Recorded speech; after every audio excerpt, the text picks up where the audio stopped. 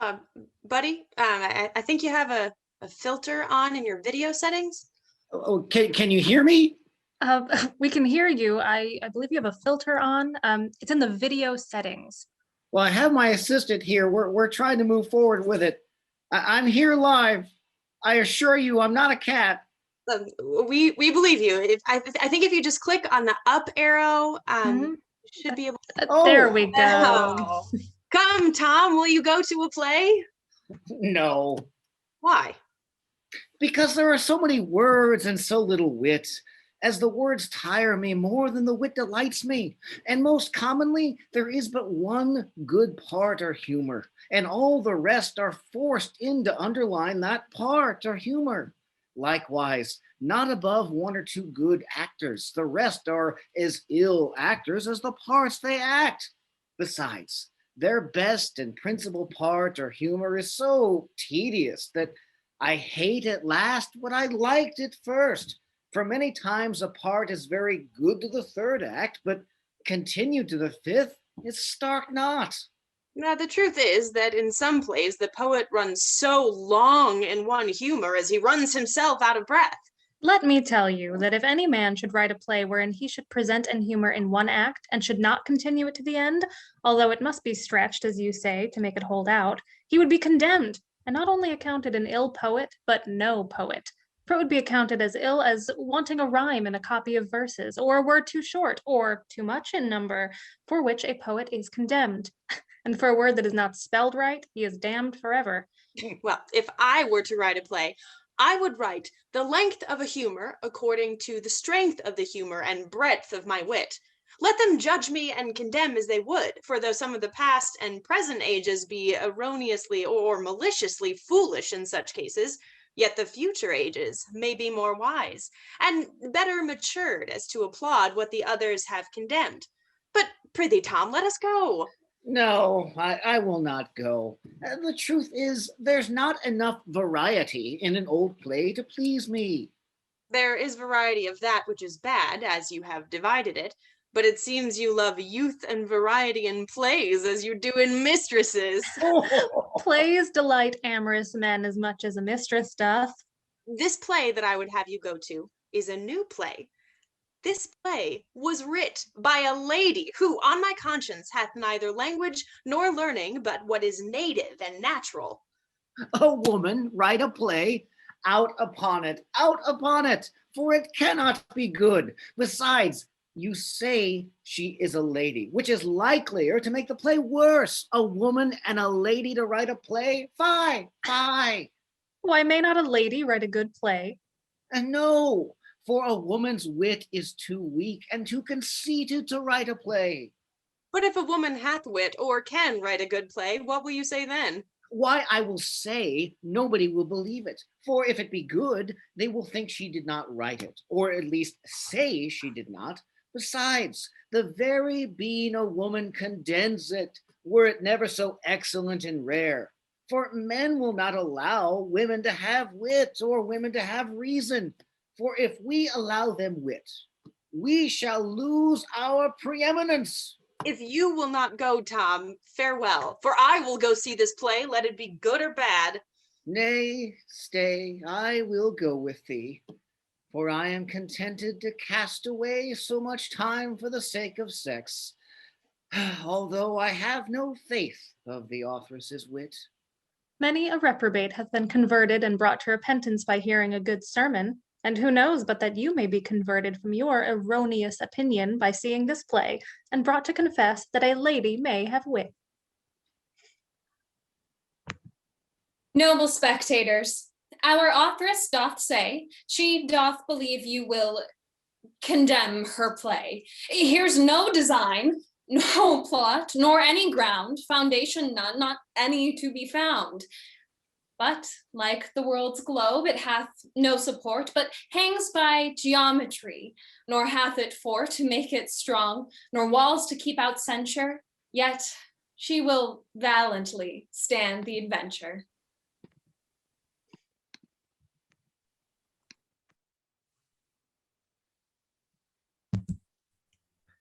Ah, what news, Captain? It is old saying that ill news hath wings. and good news no legs. Hath thy news wings or no legs? It hath wings, for it is reported for certain that the army shall be disbanded, and all the soldiers cashiered. So then the army will be a flying army. Yet we must beg upon crutches. I believe we should have been stronger. If we had been of any other profession, having had a better employment to have busied our minds and persons with. For soldiers, for the most part, their times and lives are idle, having no great employment or business, but when to march or fight, which is not every day or week. And when we are in quarters or in trenches, we have nothing to do but watch by turns, and therefore we are forced, for want of better employment, to pass our time with wenches in the suburbs, or the baggages that follow the army, with whom we get the pox.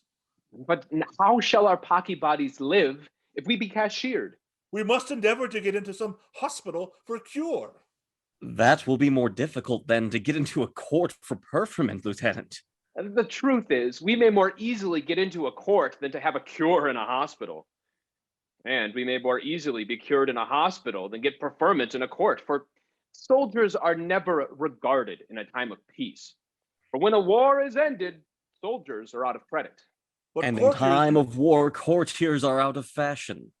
But courtiers do of ofter soldiers than soldiers courtiers. Faith, Lieutenant, much alike. For courtiers are too weak to make soldiers, and soldiers are too rough to make courtiers. How come courtiers weak, Colonel? As soldiers come weak, for courtiers bring the pox into an army, and soldiers carry it out of an army. For there is no resemblance between a courtier and a soldier, but by that disease. For the pox make courtiers and soldiers like unto like.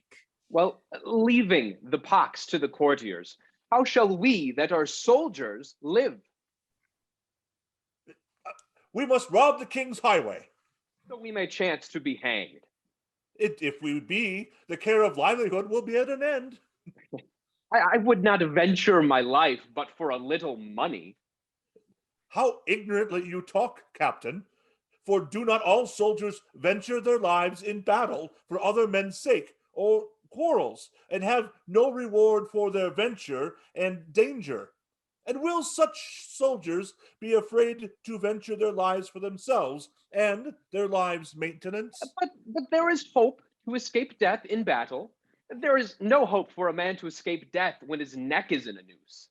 There is little hope to escape death when we have no means to live. And for my part, I had rather be hanged than starved.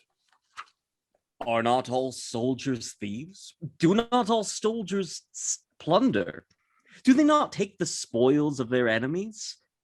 At first kill their enemies, or take the prisoners and then seize on their goods, and all by force?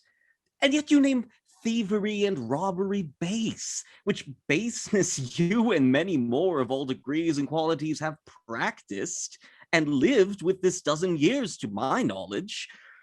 And it hath been a practice ever since the world began.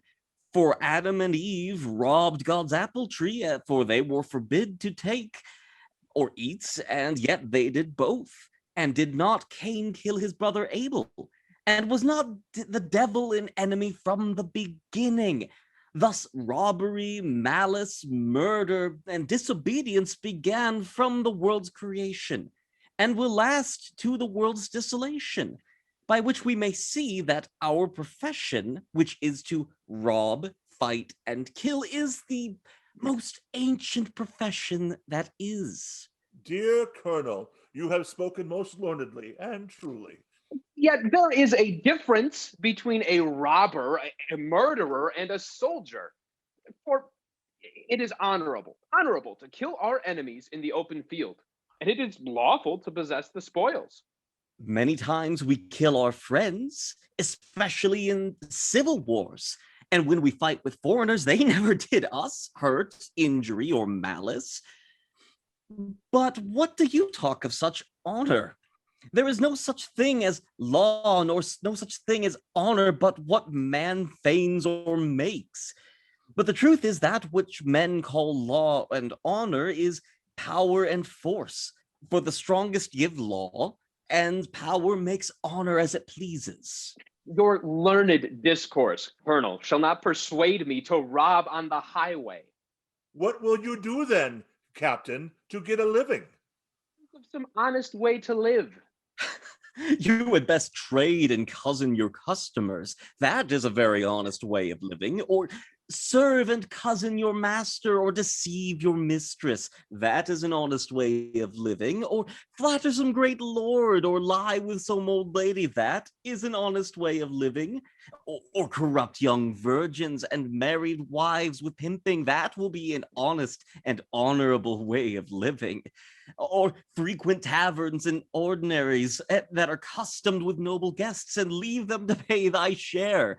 That will be an honorable living, and 100 such ways there will be to get an honest living. No, I will go to plow and cart first. What? You would be a slave to a horse's tail? No, I will tell you a better way for you, and the lieutenant, and myself to live. Then, let us get some of our poor whores that followed the army and go into Newfoundland to help to increase plantation. Content, Colonel. But let me tell you, it will be but a rotten plantation. Faith, all plantations are but rottenly begun, but the more rotten the planters are, the better, for rottenness doth, like as dung, help manure the land. Faith, Colonel, I like your proposition so well as I would be there. So do I. Wherefore, let us sit and provide for our journey pleasantly and sing a song. Let's go to a new plantation. Let's go to a new plantation. And there we do hope, no fear of a rope or hanging in that blessed nation. Let's go to a new plantation. Let's go to a new plantation. For here's no regard, no soldier's reward in this most wicked nation. Let's go to our new plantation. Let's go to our new plantation. Each man with his whore, although we be poor, and rottenness is our foundation. And then the captain sings the burden of an old ballad. Get thy coat, peg, get thy coat, peg, get thy coat, peg, and go away with me. You seem to be very merry, brother, that your officers and you sing so cheerfully. By your favor, mistress, some for joy do weep, and some for sorrow sing, and tears are often produced by laughter. What is the cause of your sorrowful singing? The army is cashiered, so all the soldiers are undone. It were better the soldiers should be undone than the kingdom. Will you speak against your brother's profession? Yes, if it be for the general peace of my native country. But now there is peace. How shall we live? You must live in peace by your wits, as you lived in the wars by your valors. But all the Cavalier party lost their wits when they lost their estates. Then you must petition the state to the kingdom to build so large a Bethlehem as to put all the poor mad Cavaliers. Well, your advice is good, and you shall deliver their petition, Peg. But before I go to Bethlehem, tell Will Fulwit and Harry Sensible the news. And the colonel, I will go drink some cordial waters to revive our spirits. Do you hear the news of the cashiered army? Yes. Then are you not troubled at the news? No, for I had rather my brother should be poor with safety than rich with danger. Oh, but now my brother is poor, he begins to study. What does he study? His losses? No, he studies books. What books?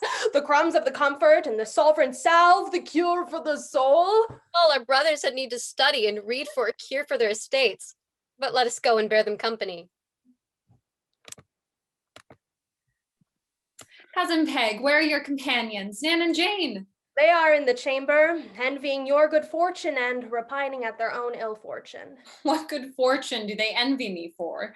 For being the only child, and so the only heir to a rich father. If their brothers had been as wise as my father, not to have been so vain to have showed their valor, they might have been so prudent as to keep their estates. And so you and they would not have lost your properties by the folly of your brothers. No, it was not through their folly, but through their loyalty that they entered into the action of war. Ah, Mistress Prudence, 'tis a wonder to see you at home or abroad without a gallant. When I come to see great beauties such as you are, I dare not bring any of my gallants for fear you should rob me of them. Oh, it'd be a charity to bestow some of the richest of your suitors among us poor virgins to make husbands of, and to choose the poorest of our brothers to be your husband. Indeed, it would be a charity to your brothers, but no charity to myself. Save you, young beauties. We know whether or not our beauties will save us, but we shall hardly save our beauties long, for old Father Time will take them from us. Then you must get good and rich husbands in the time of your beauties. There are 3 difficult things to get. As first, to get a husband, next, a good husband, and last, a rich husband. For men care not for handsome wives, but rich wives. For had not my cousin Prudence, your daughter, wealth as well as beauty, she might have many lovers, but not a husband amongst them all.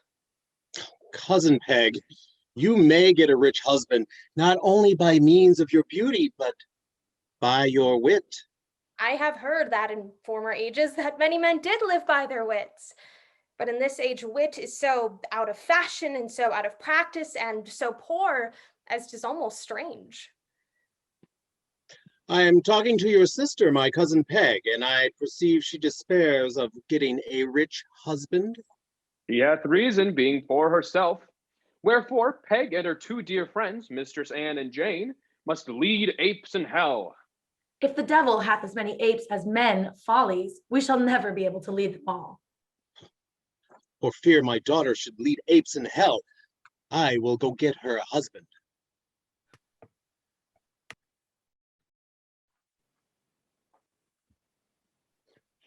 Bacchus and Mercury help thee, and have mercy on me, for I perceive you are falling into perdition, as from a drunkard to a student, from a merry companion to a dull stoic, from a wit to a fool.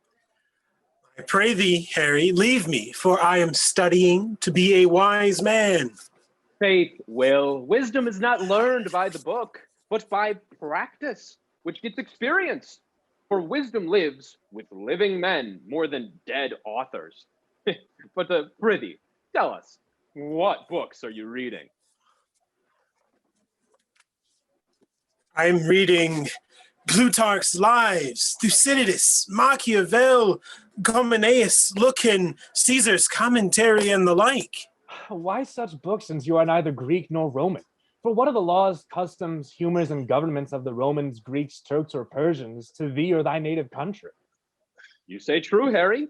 What are their wars or peace to us, unless the same cause, the same places, and the same men were again in our time? You say right, Captain. Besides, in all alterations, fortune hath greater power and is more predominant than prudence. Wherefore, leave thy impertinent studies. I will take your counsel. Captain! Captain! Oh, I would fain speak, very fain speak a speech, but I shall be out of my speech before I begin, and that would be a very foul disgrace to a man of parts. 'Tis true, Lieutenant, but a drunken man hath no parts, for he is a departed man, Lieutenant. But I would have declared the strange effects, the magical effects, the mystical effects, and the tyrannical effects. Oh, which effects meet in one effect, which is to be drunk, Lieutenant. That is true, Captain. But the strange postures, several humors, senseless brains, disabled limbs, is that which I would declare. They will declare themselves, Lieutenant, without the help of rhetoric. You are a fool, for they will want help, as you may perceive for me. Up. But words are too weak to support them. But words may excuse them. Brother, there is a gentlewoman without who came with the lieutenant who says she will not go without him. Lieutenant, there is a gentlewoman stays to support thee to thy rest. It is a cousin of mine, newly come out of the country, but I will go to her. Up. We will help lead thee to her.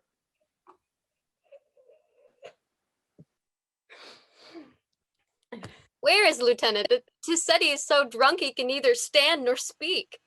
The truth is, he doth both, but ill-favoredly. Oh, Mrs. Informer, you are welcome. I know that. Otherwise, I would not visit you, but I seldom fail seeing you once a day, unless I be out of town. But now I come out of charity, knowing you are all alone. How did you know we were all alone? Because I met your brother, Captain Valor, and Harry Sensible, Mistress Anne's brother, going up the street. Was not my brother with them? No, I saw Will Fullwit go to the playhouse. Oh, what playhouse? The gaming house or the acting house? The acting house. Our brothers might be so kind as to sometimes carry us to plays.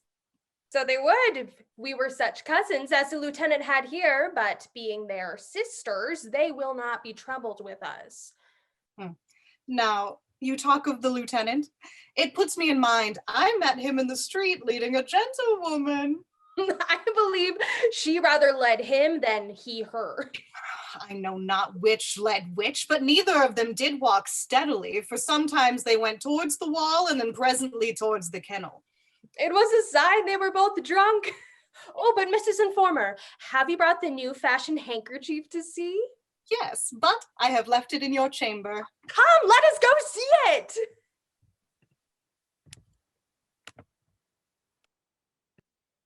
Dear Will, what is the cause you lie so sadly? Oh, I am wounded. Wounded. Where? Tell me, dear Will. I am killed. I am killed. By whom? I die.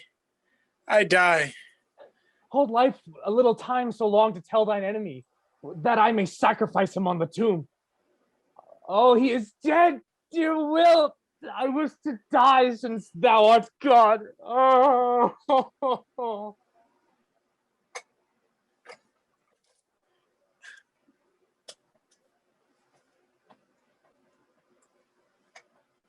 Harry, did you not tell us that Will Fullwit was killed? I thought him dead.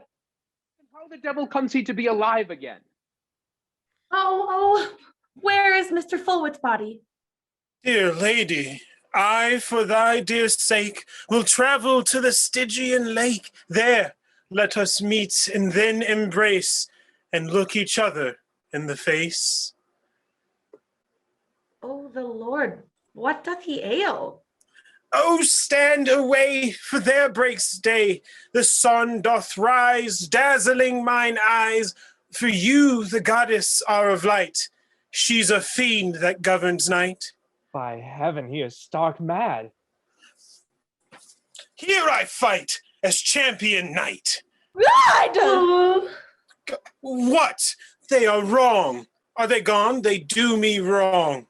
You have frightened them away. Dear Will, put up thy sword, for we are all thy friends. You are my foes, I say. Wherefore, away. This madness is worse, far worse than death. Oh, what, Harry? Do you weep in earnest? How can I choose to see my friend in a mad distemper? Why, Harry, I only acted in intrigue. A pox of your intrigue! You have frightened the ladies and disturbed your friends. Nay, faith, he hath disturbed the ladies and frightened his friends. But how came you to be in this humor? With seeing a new play. Hang intrigues and play the fool no more. Well, go with us to a tavern. There we will have several sorts of wine, changes of music, a variety of mistresses, and all of which are better intrigues than are acted upon the stage. Content. Let us go to dry up Harry's room with sack, and to let him see I am still a merry companion. If I had known you were dissembled, I would not have discovered my love. Why? Love and deceit is an intrigue. But the truth is, I did this that you and the captain should not believe that I was a dull stoic. Dick Traveler, art thou returned, old blade? From thy foreign travels into thy home friends? I confess foreign travels are apt to lose home friends. Oh, but you have not lost us, for thou art heartily welcome. 'Tis a sign that your travels have been as cold as far, for you have brought home white hairs with you. He could not avoid a white head, for he hath been at the North Pole, which I have turned been, his hairs to snow. I have been near the pole in Greenland. Is that country fertile? Yes, of frost and snow. Is it populous? Oh, 'tis very populous. The foxes and bears. Is it a good place for plantation? Yes, Faith, for if a colony of adulterers were sent thither, they might plant chastity. Oh, and if a colony of drunkards were sent thither, they'd plant temperance. But if a colony of prodigals were sent thither, they'd plant frugility. But might not a company of fools plant wit there? Oh, those parts of the world cannot hold them if all be sent, for most men are fools. Prithee, let's leave talking of such cold elements, for the very hearing of the North Pole hath chilled my spirits, and all my thoughts are turned to snow. Wherefore, let's go to a tavern, drink sack to thaw them. I shall bear you company. Wherefore, Faith, thou hast reason to drink 10 fathom deep to melt thy frozen body. You are full of poetical fancy. Wherefore, let's go to the tavern. Oh, are you come to see the intrigue? No, we have come whether to see whether full wit be not dead again. No, but I am not so well, but that these good fellows are going to give me a cordial. Oh, no, to me these ladies are cordial. Oh. You have not tasted them yet. Oh, may I presume to salute you, ladies? Oh,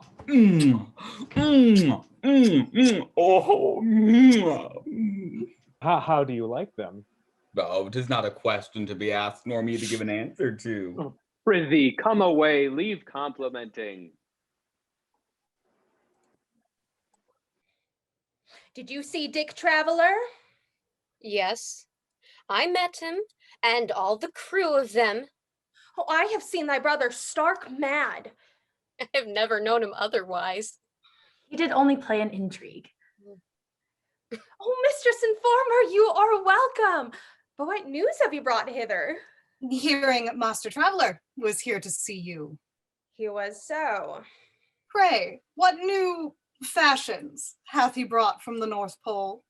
I do not perceive any new fashion. Lord, how reports prove false, for I heard he had a strange fashion suit of clothes which he did wear, made all of ice, and a great thick cap of snow which he wore on his head. I saw no such clothes or cap that he wore. He doth not look as if he were a very young man, because he is in some years, but he looks well for his age. Well, what kind of men doth Mr. Traveler say are natives to the pole? I did not hear him say there be neither native men or women. If not, how did he get a mistress? Such cold elements do not require courtship. But are there not any living creatures there? Yes, there are bears. And in some of the islands near the poles, there are white bears with red patches on their heads. That is very fine. and surely very becoming. Wherefore I will inform the ladies, who I'm sure will follow the fashion. How can they be in the bear's fashion? Very easily, for they have a white satin gown and a red velvet cap, and so be like the white bears with red patches on their heads. If they imitate nothing else of the bear but that, it will not be much amiss.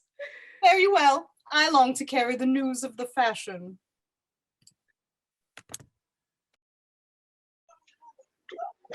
I was going to the tavern, believing you and the rest of our companions were gone to the tavern. I stay for Dick Traveler, but Captain Valor, Lieutenant Fightwell, and Colonel Defendant are gone before to the tavern to provide us good wine. They will be drunk before we come. Surely they will forbear drinking until we come. Hang them. They will drink pint after pint and quart after quart, for they have not so much temperance as to stay. Dick, a pox take you for staying. For the captain, lieutenant, and colonel have drank all the wine in the tavern by this time. Well, they cannot drink all. Yes, but they can. For they will pour in and out so fast, as I am confident they have not left so much as the drippings of the taps. Come, come, let us make haste to them. I will warrant you there will be enough left to quench our drought. I hate quenching of droughts. I would be like a ship to swim in an ocean of wine. Are you within? Mrs. Informer, what is the reason you have returned so soon? The reason is, I forgot to tell you of the good company I was in the other day. We heard you were in sociable company. I was so, and the company hath passed their time with all the delightful recreations that could be devised. For the time they associated together, sometimes the ladies and their courting servants played cards, and sometimes danced, and sometimes feasted, and some of the fairest ladies sat to have their pictures drawn, while their lovers or friends gazed on their faces, which was an occasion to cause those ladies to put their faces into their best countenances. And some of the gallants did make their mistress portraitures, both in verse and prose, whilst the painter did draw their picture in oil or watercolors. Seems the gallants were courtly to the ladies. They were so. It seems they are common wooers. But farewell, I must go speak with my brother Fullwit. You must go to the tavern then. Why? Is he gone to the tavern? Yes.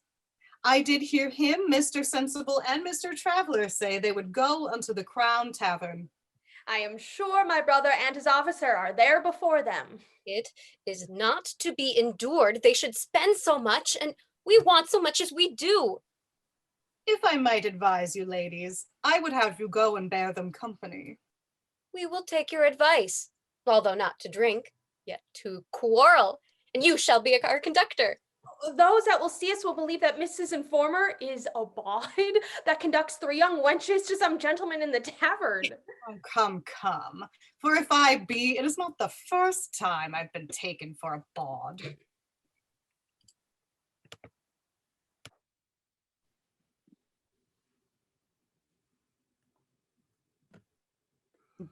Captain, let us not stay for Harry, Will, and Dick, but drink in the meantime. Content. Let us sit close and drink hard, for here is the best wine. It was drawn out of Bacchus's cellar, wherefore it is divine wine. If it be divine, we should pray before we drink.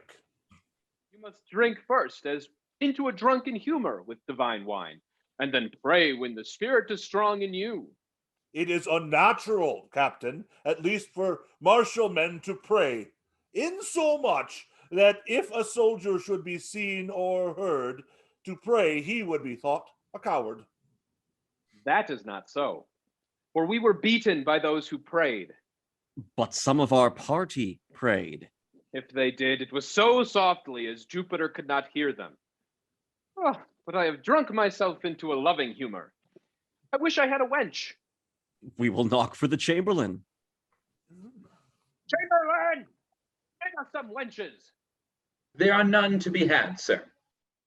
You are a lying rogue, for there hath been no age, nor is there not a kingdom, that is not fully stored with them. There is store in the kingdom, if it please your worship, but they are not for soldiers in this age. Oh, they are for the soldiers in all ages, even in the worst of times, for they will venture their lives to follow the army for a pleasure of a soldier. And it please your worship, it is for the hopes of gaining some of the soldiers' plunder. But now that your worships can neither get plunder nor pay, they defy you, and will not come near you, but laugh at you, and say you are like rusty arms out of fashion, and that they are now for the court, not for the camp. Damned fortune. Shall the court rob us of both, of wealth and pleasure? Hold, Captain! What a devil! Are you mad to drink before we come? You are mad to stay so long. Would you have had us choked for thrift? Yeah, come, we shall overtake them. But you shall not, for we will, now that you are come, sit and drink healths, as health for health. Is there wine enough to drink healths? Enough, Will, enough.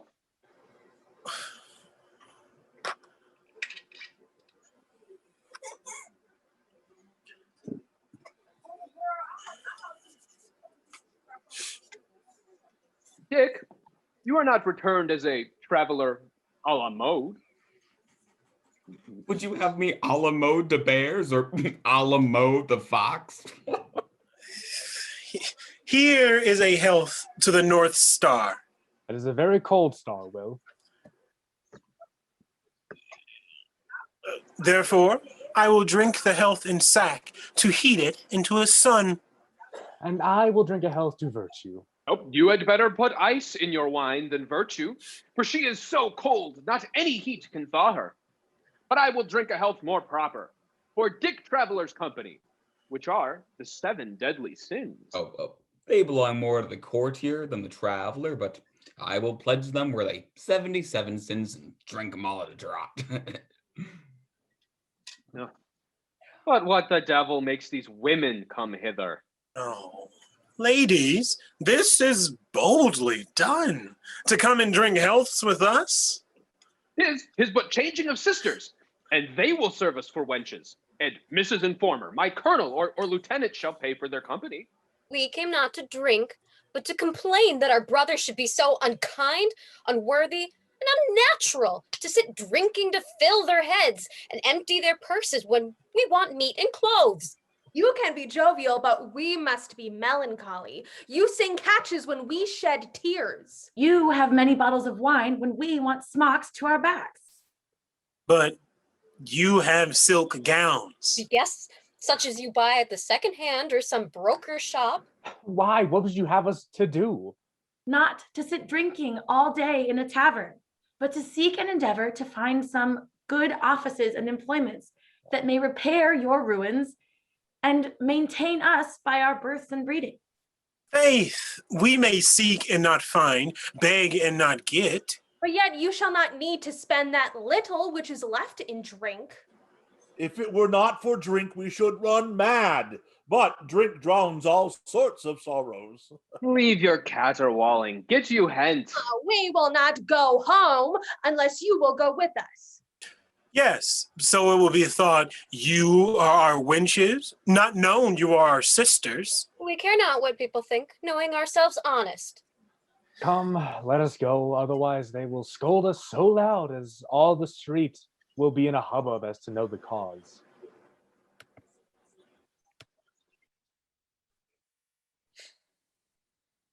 Daughter, you are being now marriageable.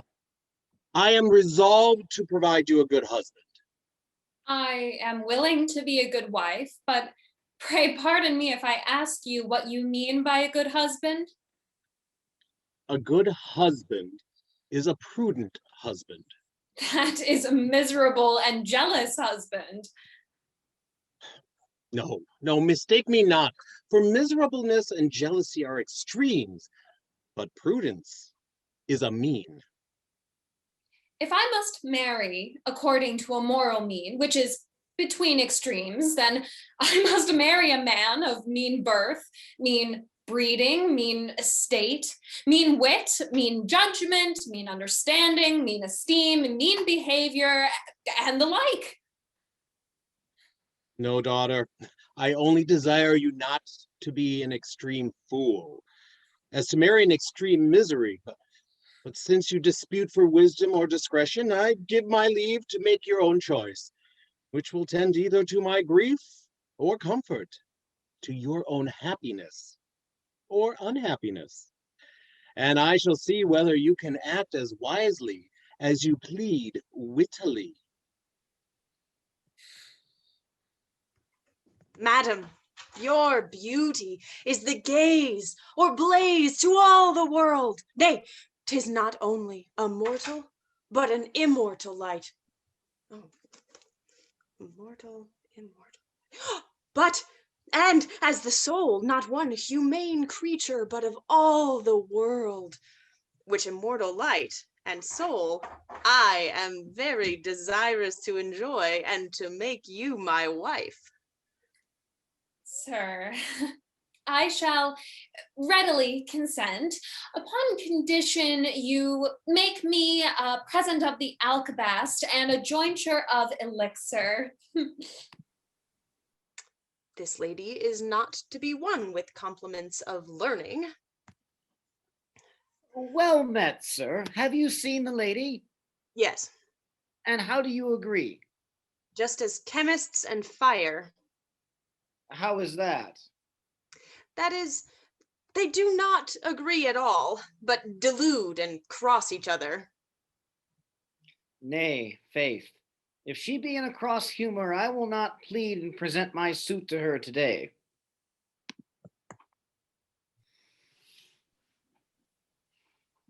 What is the cause you walk in such a musing posture, Harry? I have lost my mistress. Is that all? Yes, and too much. Art thou mad? No. Have you any wit? Why do you ask? Because you are melancholy for a woman. It would make you or any man melancholy to lose such a woman as my mistress is. Faith, not unless my mistress were the only woman in the world. She was the only woman in my affection. 'Tis a sign thy affection is a poor, mean, low, narrow, and little affection that hath but one room for one mistress. Whereas my affection is as large as the Grand Signior's seraglio, for it will hold hundreds of mistresses, oh, with all their maids and slaves attending upon them. The truth is, my affection will hold all the women in the world. And surely I can never want a woman so long as the world doth last, for the world doth not increase anything so numerously as women. For all armies, nations, cities, towns, villages, houses, churches, and chambers are, for the most part, filled with women. Since there are so many women, it were a madness to be melancholy for the loss of one woman. Therefore, put off this whining humor. For shame, just get another mistress. But my mistress is a woman that doth excel all her sex. In what? In beauty, wit, and virtue. Yeah, you talk of virtue in a mistress, you are mad indeed. May not a man have a virtuous mistress? No, for it is against the rules of nature, the rules and nature of virtue to live in a mistress. For women are insolent and imperious so long as they are made mistresses, which is to be flattered, attended, served with men's estates, bodies, and souls. But when they come to be wives, which is to be slaves, then perchance they may have so much of virtue as to be somewhat humble. Because then they are forced to serve and cannot command. But is thy mistress dead? No, but she is married. Why then, she may be her husband's servant and your mistress still. But she is too virtuous to be my mistress now she is another man's wife. I will endeavor to forget this mistress and get another. Now you speak like a wise man. Oh, Captain and Harry, I was even now wishing for either of you. If you be as fortunate in all your wishes, you will be the most fortunate and happiest man that ever was. But tell us whether it was your affection, appetite, or reason which was the cause of your wish. Not any of them, for it was my wit that caused that wish. For I have made a copy of verses which I would have you both read and then give me your opinion. For my part, I had rather your appetite had wished for our good fellowship. For I had rather drink a health than read a copy of verses. The truth is, I cannot endure verses. But if they were a copy made in your mistress's praise, would you read them? You should hate my mistress, through the hate to the verses. They are fools that will woo a nice lady with flattering verses, when they may have a free wench with plain prose. As the old saying, Joan in the dark is as good as my lady. Well, leaving Joan and a lady at this present, I would have you read a drunken song, for which I made to sing between every glass, for singing dries the throat, and drought requires drink, all which makes us drink with more gust, and the wine will taste the quicker. I hate verse so much as the song will make me vomit up my drink. Besides, let me tell you, as your friend, it is very dangerous for a drunkard to be a poet. For the vapor of wit and the vapor of wine, when joined together, will overpower your brain. And it may make a man so mad as to be beyond recovery. But poets drink wine to heighten their fancy. Let me tell you, poets drink wine to please their palates. It is an old saying that when drink is in, wit is out. Therefore, burn thy verses. Do Will take his counsel and burn them? I will follow your advice and burn them to light a pipe of tobacco. That is worse than if you should read them or sing them, for you'll suck them back into your brain with the smoke through your pipe. Let us go and consult how they may be destroyed. Content. Peg, have a care, stay at home. Always melancholy? Who can be merry? That is poor. Who lives more merry than beggars? But our birth and our breeding will not suffer us to beg. No, but we may live by our wits. Oh, but wit was killed in the war. You are mistaken. It was only banished with the cavaliers, but now it has returned home. I cannot perceive it, for though I see many fools, yet not a true natural wit amongst them. For there are the rhyming fools, the intrigue fools, and the fine languaged fools. The truth is, the multitude of fools obscure the wits, like dark clouds that obscure the sun. But let us endeavor to shine through those clouds. That cannot be. Let us try for our profit. But word wit will not make us rich. I grant it, but deed will do us good. Wherefore, let us endeavor to get rich husbands. We may endeavor it, but we may not obtain it. But if we could get them by our ingenuity, we know not where they are to be had. Madam Informer will give us intelligence. Is your brother within the house? I think he is, and we'll go and see. Well, I shall never trust any man more for your sake, nor never believe in friendship. Why? Do you ask why, when you, who I did believe was so true a friend, would never forsake me at a time of need, when not only my life, but my honor was engaged in a quarrel, for which I chose you to be my second, and then to fail me at the appointed time was base? Faith, I was so engaged in a company of ladies, I could not come. Can there be a greater engagement than friendship, honor, and honesty? Can there be a greater friendship than the love of women? Or more honorable than to serve the female sex? Oh, judgment, how it hath it erred to choose a knave for a friend, a coward for a second. Go and kiss a mistress. Aye, Mary, this is friendly advice. For in kisses there is life and pleasure, in duels death and danger.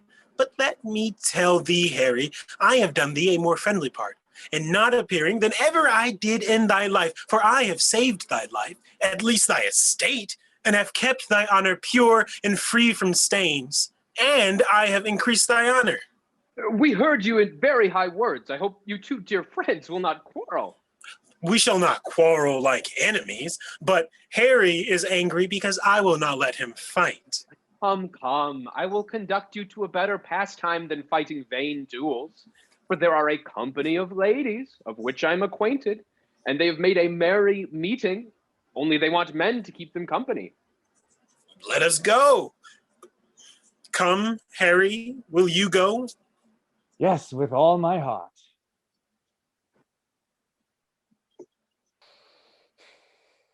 What are you thinking of now? I was just reasoning with myself. Why, those women that were neither facetious, ambitious, covetous, malicious, nor cruel should suffer in the wars with the men. The gods would not be just if the women did not suffer for the crimes of men, since all men suffer for a single crime of a particular woman. Witness our grandmother Eve. Ah, Madam Informer, have you made an inquiry? Yes, Mary, have I. And find the massive wealth is in the possession of usurers, lawyers, and physicians. I believe usurers and lawyers may be very rich, for the Civil War hath made these sorts of men like as vultures after a battle that feed on the dead or dying corpse. But I cannot perceive why physicians should be the richer for those times. There is great reason why they should gain the more, for both men and women's bodies are corrupted and weakened with melancholy, grief, malice, revenge, envy, wrong, injustice, and the like. So their bodies are full of the scurvy, which their misfortunes hath bred. But have you found amongst any of these rich sort of men any widowers or bachelors? Yes, that I have. 3 bachelors. The richest among them is one Mr. Get-all, a usurer, the other Sergeant Plead-all, a lawyer, and the third Dr. Cure-all, a physician. Which is the richest? The usurer, for he is worth 200,000 pounds. Well, we will employ our wits to get these men. But wit without assistance will do no good. Wherefore, you must get your brothers and their friends to help you by their industry. Your counsel is good.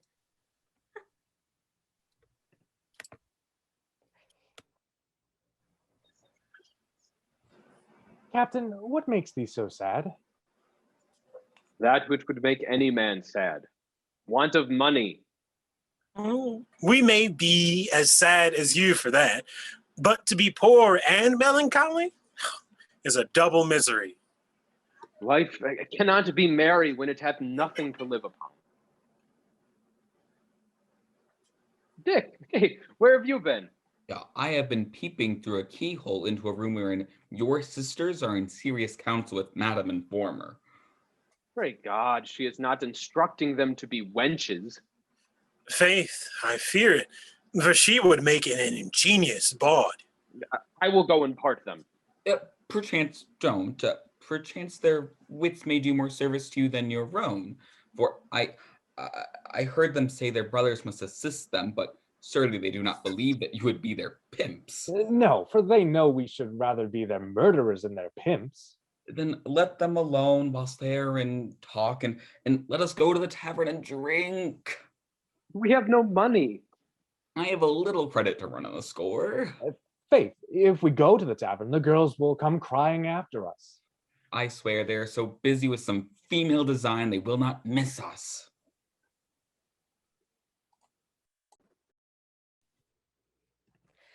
Mrs. Informer, how shall we 3 agree in the choice of these 3 rich men? You must draw lots, and I have made them ready. I pray Jupiter, I may draw the rich man. And I pray Jupiter, I may draw him. We just must take our lot, let it be what it will.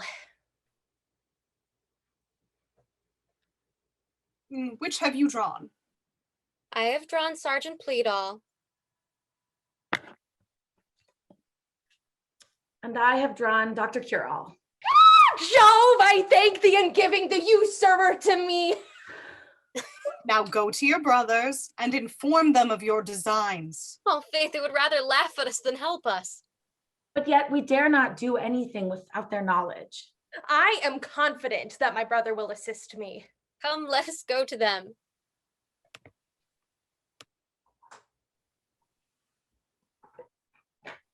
Well, this wine is so fresh and full of spirit as it would make a fool a poet. Or a poet a fool. Then here's the health to the most fools in the world. Prithee, Dick, do not drink that health, for it will choke thee, for the world of fools is too big for one draught. Then here's the health to the wisest man. You may as well drink a health to a drop in the ocean. Faith, Dick, that health is so little, it cannot be tasted. Then here's a health to the honestest man in the world. Ooh, that health is more difficult than the last, for it is rare to know an honest man, and as to see a phoenix. Okay, then here's a health to the chastest woman. You might as well drink a health to the queen of the fairies. Then here's the health to the common courtesan. A pox of that health. I will not drink it.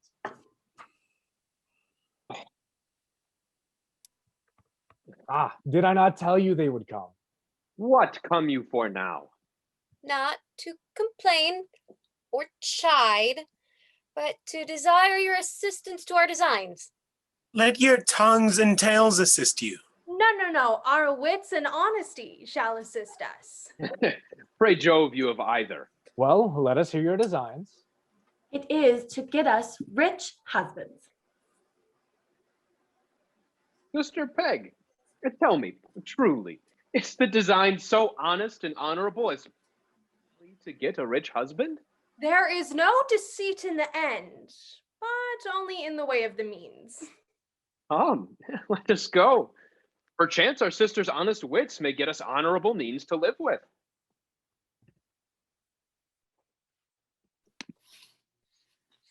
Oh, madam, I was here some little while ago to tender my duty to you, but hearing you were not in a pleasing humor, I durst venture to present my suit not at that time, for there is a nick of time for lovers to speed. Sir, I perceive you are well learned in old observations. Oh, yes. As for learning of all kinds and sorts, I defy it, as I cannot read the horn book. Neither am I able to remember the relation of any discourse if there be words in it that consist of more than 2 syllables. How will you make love then? Oh, thus, madam, I will love you with all my heart. Oh, what jointure will you make me? Love. What maintenance will you give me? Love. Can love feed, clothe, and maintain me? Love is the true elixir, and above all price, being above gold, it is a creator, madam. Well, if your love be a creature, if your love be a creator, then my love shall be your creature. The devil himself cannot work upon a woman's nature.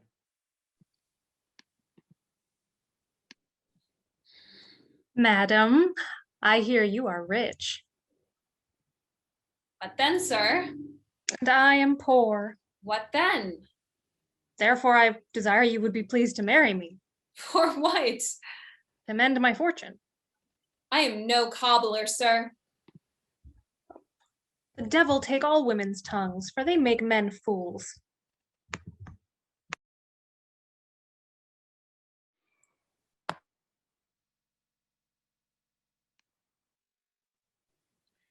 Dr. Curall, hearing of your fame hath caused me to send for you to assist me with your health. What is your disease? That you must tell me, but my pain lies in my bones. I understand your disease, but you must be put to a diet, and you must sweat and bathe and something else if need require it. I hope I have not the pox, doctor. You may say it is a cold or so, but do you not feel a tenderness in your nose or a weakness in your legs? My legs are somewhat weak. Do you spit much? Sometimes, but not much. It were well if you did, for that evacuation is good for young men. Oh, by no means, sir. Oh, pray, doctor, take it. Well, I may prescribe some remedies. I shall come to your house and visit you sometime, doctor. You shall be welcome, sir. If I'm not mistaken, your name is Mr. Sensible? It is so, sir, your servant, doctor. Harry, it seems you are sick, for we met the doctor, but what says he to thee? He says I have the pox. Oh, plague of him. Will Folwit, have you got your sister into the sergeant's service? Yes, and he likes her service very well. Harry, how doth your sister's design go on? Faith slowly, but for this is the first time I ever saw the doctor. But I hope it will come to a good issue in time. But how far is your sister's design gone? So far as I am almost ready to summon him to a spiritual court. And yet I have neither spoken to nor seen the usurer Get-all. But when a business is well laid, it is half done. But if it to be appear before the spiritual court, it will be cast forth. I will warrant you, I shall get such a judge as will end the cause on my side. But both of you must be assistants. Wherefore, let us go to Dick Traveler, where we shall meet my lieutenant and colonel, whom I have well instructed. You've prevented us. Are you ready for the design? Yes. But do you understand the cause well? So well as I shall need not any further instruction, but where's my fee? Stay, the cause is not ended, for though a bribe go before, a fee comes after. I only fear that Will is not learned enough to play the part of a doctor of physic. Never fear me, for I shall argue the college. Harry and Lieutenant, and you, Colonel, must be my under-officers and clerks. Let Harry act the part of the clerk and leave us to be under-officers. No, Harry must be the pleader. I never thought soldiers should turn judges and lawyers before now. Come, let us go about this great affair. Peg, have you got your child ready? Yes. Have you confidence to outface the court? I can face the court, but I fear I cannot outface or outcase usurer Get-all. Never fear it, Peg. Well, pray Jove, we speed for the good of the Commonwealth of the Cavaliers. Well, be ready, Peg, against I send for you. How is your design like to prove? Well, I hope. But Mrs. Informer, have you seen Jane Folwit since she went to be a lawyer's clerk? I have, and she told me that her master is very much pleased with her service. But I, going often to visit his clerk, and the sergeant having notice of it, watched when I was with him and was very angry and said I was such a bawd as corrupted all the apprentices and lawyers' clerks in the city. But I fear for all your industry, your designs will not come to the effect you desire. Well, why? What hinders them? Why, those 3 rich men that I informed you of do eagerly woo the old lady riches. Are the men young or old? Neither. They're of middle age. Then she will never marry any of them, for old women love young men. Besides, she can but marry one. Come, it is impossible. But we shall be preferred before the old lady. I wish you may. I will warrant you, we will have good success if you act your part well. Never fear me, I shall outact you all.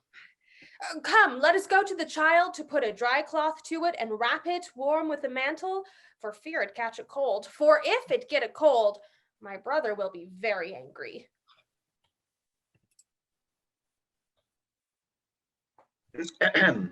Will your worship give me leave to speak freely to you? Yes, Roger, freely. I wonder your worship will starve your life to fill your purse. Oh, Roger, when the purse is full, the life cannot starve for want. 'Tis true. He that is rich may eat if he have a stomach, but you will neither eat nor sleep, but wear out your life in casting up the accounts of your riches, and yet have not an heir to leave it to. Wealth never wants heirs. Indeed, such heirs that will give no thanks for what they receive. But I can make them meritorious, my heirs. You may make heirs, but not merit, sir. Do you think there are not men of merit? Faith, sir, merit died many years since, and left no posterity. Sir, there is one Captain Ballard that desires to speak with you, your worship. These poor cavaliers haunt me like spirits. They will never let me rest in peace. Faith, sir, they are like hounds that hunt an aftergame. But they shall not catch my wealth, for they have no lands to mortgage, nor goods to pawn.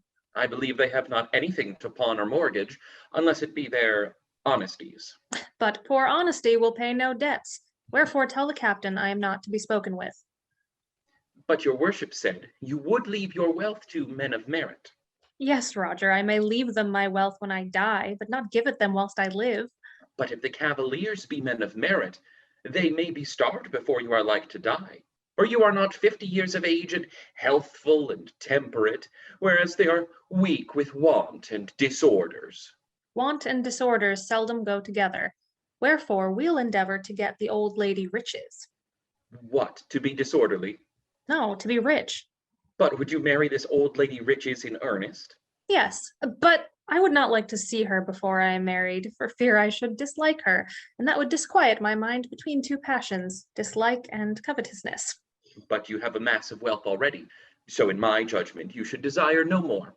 You are a fool, for I would be as rich as the Indies, and then I would be more than half as rich as the King of Spain. But what would you do with it if you had it?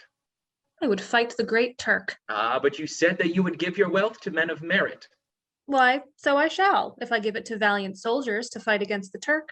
But would your worship head your own army? Yes. Truly, that would be a kind of miracle, for I never heard of an usurer that was valiant.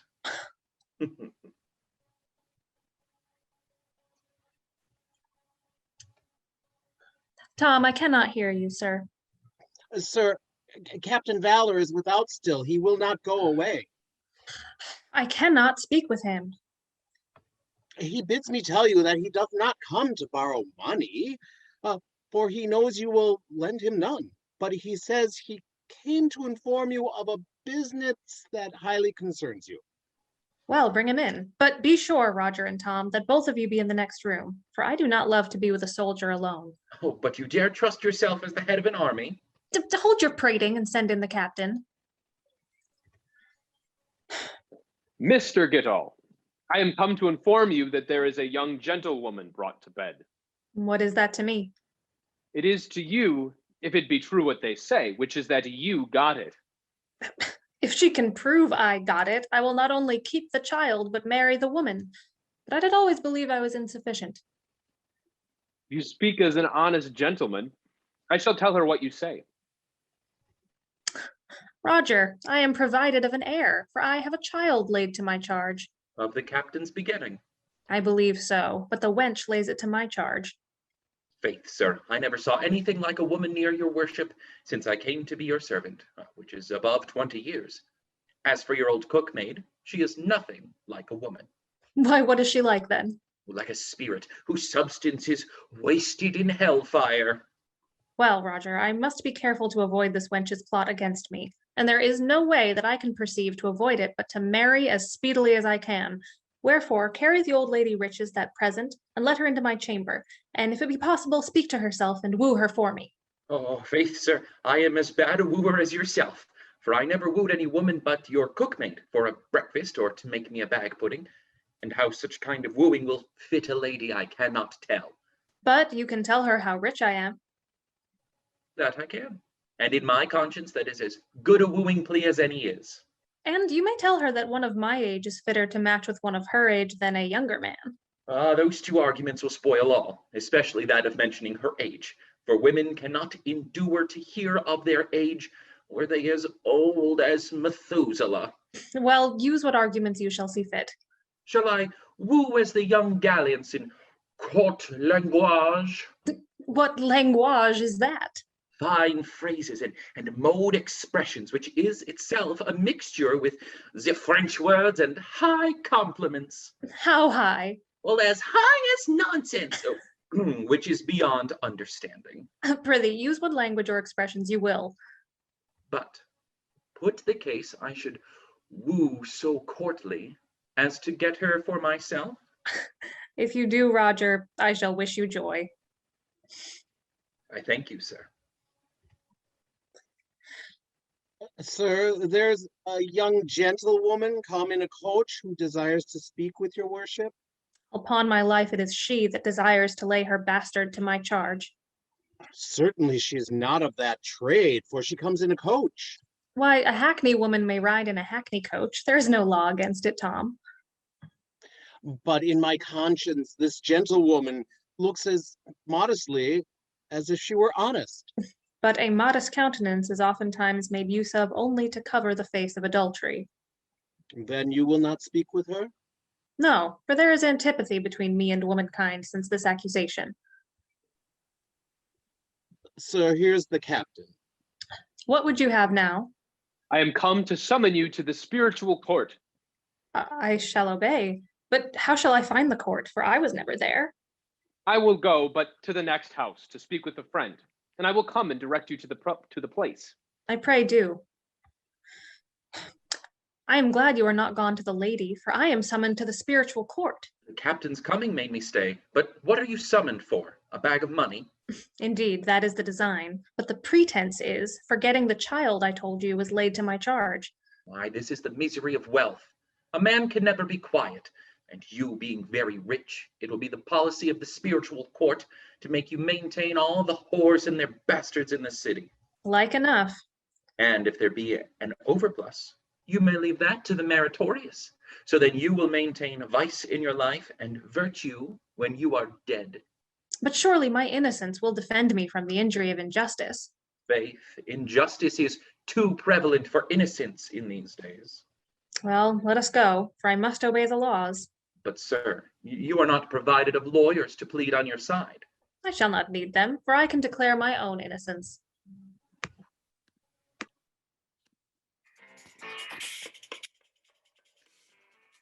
Welcome to the spiritual court of Newcastle. Introducing the prime judge. His two clerks. The pleader for the plaintiff.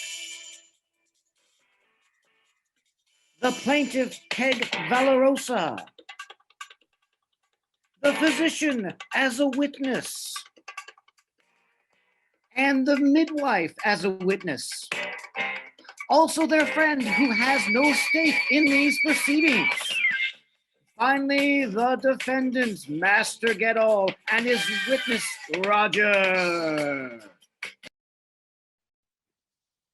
Most reverend judge, here is a gentlewoman come who desires justice. What is her cause? Her cause is that she, being a virtuous young woman, hath behaved herself modestly and hath kept a good reputation in the world, which all her neighbors know, until such a time as this Mr. Get-All got her with child, which he will neither own nor keep, nor marry the woman. Have you any witnesses? We have such a witness as the law allows, which is a midwife. I require the witness to be heard. Will you witness that the child is Mr. Get-All's? I will witness the words of the laboring woman. Declare them. About 12 o'clock at night, I, being in bed and fast asleep, there comes a man who raps at the door as if it had been for life, which in truth proved so, for it was to fetch me to bring a sweet babe into the world. But I, hearing one rap so hard, I was afraid. My door, being but a rotten door, should be broke to pieces. I ran to the window to ask who knocked so hard, but the man knocked on, and I called out, which knocking and calling took up half an hour's time, but at last my tongue being louder than the clapper, he heard me then. I asked him what was his business, and he said I must go presently to the young gentlewoman that was in labor, upon which summons I did rise and put on my bodice, but did not half lace them, also my petticoats, but did not tie them fast enough.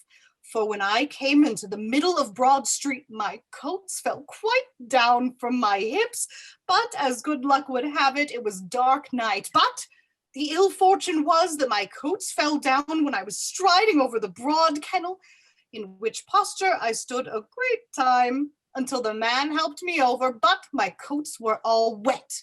But what is all this to the confession of the laboring woman? It is of concern, for circumstance is partly a declaring of truth. You speak true, mistress. Wherefore, go on. But as I said, stay, I have forgot. Where did I leave? You left at the wet coats, mistress. Ah, 'tis very true. I humbly thank you, sir. The coats, as I said, being wet, I was loath to put them on, not only for fear of catching cold, but for fear I should endanger the woman's miscarriage by my retardments. So I went with never a coat on me. The man carried them for me, but the night was pretty warm, so that I got no cold. I thank Jupiter. But being more nimble, as being more light, I was soon at the house of the laboring woman, whom I found in painful throes, and she groaned most pitifully, and I comforted her, and I prayed her to have patience, and at last she was brought to the bed a very lusty boy. But what did the gentlewoman confess? What gentlewoman? This gentlewoman. Oh, this gentlewoman hath confessed that she never got with child, nor never had a child, but what Mr. Get-all begot. And that is what I will take my oath of. How can you clear yourself, Mr. Get-all? I will take my oath that I never did see this gentlewoman about whom I am accused in my life, and I have a servant here that can witness for me. What can you witness? I can witness that I have lived with my master these 20 years, in all which time I did never see my master converse with anything like a woman. Doth your master not keep no servant maid? There is one we call the cook maid, but whether she be maid or woman, I'll take my oath. Then your master may converse with women you may not know of. But I will swear my master did never converse with this gentlewoman that hath the child. And I will take my oath, as I said, that I never did so much as see her before now. But, may it please you, most reverend judge, this gentlewoman hath seen him. But the bare sight of me could not get her with child. That is to be proved. Wherefore, we require so much justice of this reverend judge that Mr. Feelpulse, a most learned and expert doctor of physic, may prove it by argumentation. Well, let Mr. Doctor prove it.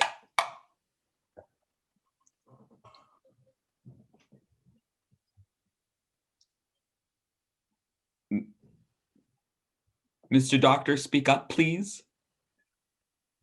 Mr. Doctor is frozen.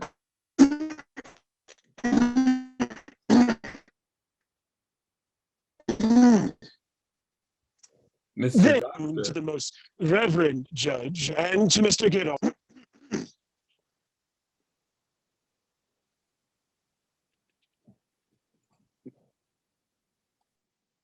Hello. Well, are you there? Does this mean I win? Well, I'm merely Can the an court hear me? undergraduate. Oh, there he is. Ah, yes, here we are. Then, be it known to the most reverend judge and to Mr. Get-all, and the rest of this assembly that our famous doctor is of opinion, as also the heads of our schools and colleges, that the production of animal kind is by an incorporeal motion, and the famous doctor is also of opinion, that the soul of man slides from the stomach to the heel, and in that journey makes a production, and all the Platonics do affirm that there may be a conjunction of souls, although the bodies be at a far distance. And I am absolutely of that opinion that the idea of a man, by the help of a strong imagination, may beget a child, which is sufficiently proved, for she, seeing Mr. Get-all enter into the house of Mr. Inkhorn the scrivener, viewed his person so exactly that when she was in bed, a strong imagination seized on her, by which she conceived a child. It seems the child was begot like the plague, by conceit. You say true, Mr. Get-all. Wherefore you must marry the woman, keep the child, and maintain them both. Is there no avoiding your sentence, Mr. Judge? No, the decree it passed. Why, then, as she was got with child by conceit, so I will marry her by conceit. You must take her and her child home and keep them. Can I not keep them by conceit? No, that must be done corporally. If there be no remedy, I must be content. Come, my platonic or conceited wife and child, let us go home. We wish you all the happiness.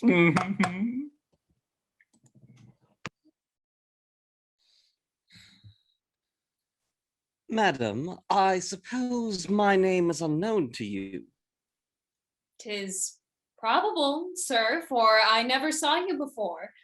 Then I'll tell you, madam, my name is Monsieur Vanity. Your name shows that your humor is foolish and your actions prodigal. My humor is noble, madam, and my actions generous.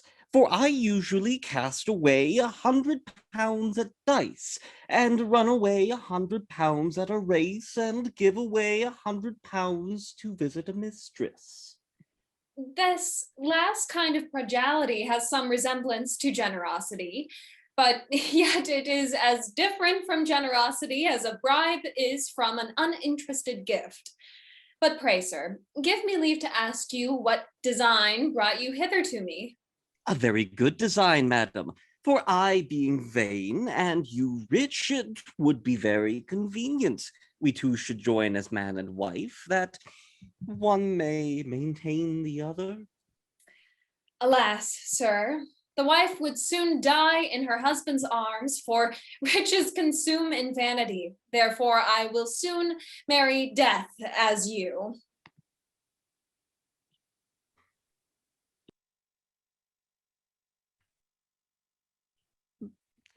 Death take her if I cannot get her.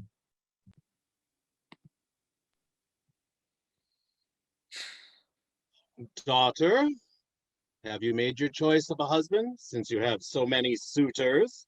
No, truly, sir, for the number confounds my choice, or rather, there is no choice in all the number, by reason none exceeds the other, but they are all fools alike.